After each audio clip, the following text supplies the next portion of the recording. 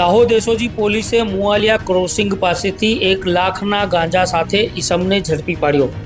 દાહોદમાં નશાના કાળા કારોબાર સામે એસઓજી પોલીસે લાલ આંખ કરી છે। બાતમીના આધારે મુવાલિયા ક્રોસિંગ પાસે ફિલ્મી ઢબે ઓપરેશન પાર પાડીને મારુતિ વાનમાં ગાંજાનું છૂટક વેચાણ કરતા એક ઈસમને મુદ્દામાલ સાથે દબોચી લેવામાં આવ્યો છે। દાહોદ શહેરના મુવાલિયા ક્રોસિંગ વિસ્તારમાં ચા સેન્ટર નજીક જ્યારે લોકોની અવરજવર હતી ત્યારે એસઓજી પોલીસની ટીમ એક સચોટ બાતમી પર કામ કરી રહી હતી।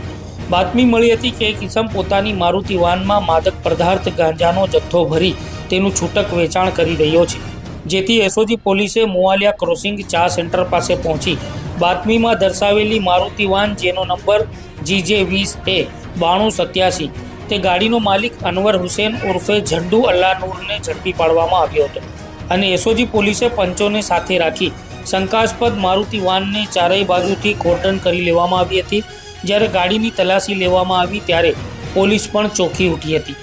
ગાડીમાંથી પ્લાસ્ટિકના થેલામાં ભરેલો 2.610 કિલોગ્રામ વનસ્પતિજન્ય માદક પદાર્થ ગાંજો મળી આવ્યો હતો।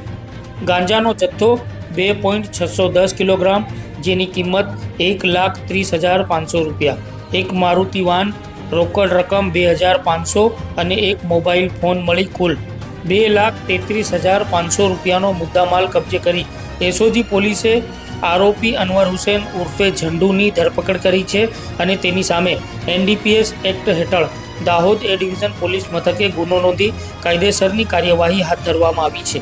ત્યારે આ જથ્થો ક્યાંથી લાવવામાં આવ્યો હતો અને આ નેટવર્કમાં અન્ય કોણ લોકો સામેલ છે તે દિશામાં હવે પોલીસે તપાસના ચક્રો ગતિમાન કર્યા છે।